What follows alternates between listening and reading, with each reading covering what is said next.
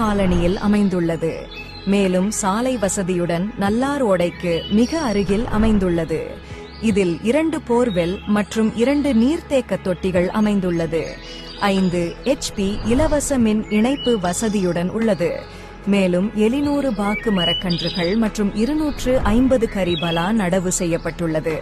இந்த தோட்டம் பாத்தீங்கன்னா பல வகை பழ மரங்கள் நிறைந்துள்ளது மற்றும் தேக்கு, குமிழ், மஞ்ச, கடம்பு, பரம்பை போன்ற பெரிய மரங்களும் உள்ளது. இந்த தோட்டமானது மேற்கு தொடர்ச்சி மலையின் நடுவில் உள்ளது. இந்த தோட்டத்தை சுற்றிலும் மேற்கு தொடர்ச்சி மலை சூழ்ந்துள்ளது. இந்த தோட்டத்தில் பண்ணை வீடு மற்றும் ரிசார்ட் அமைப்பதற்கு ஏதுவாக உள்ளது.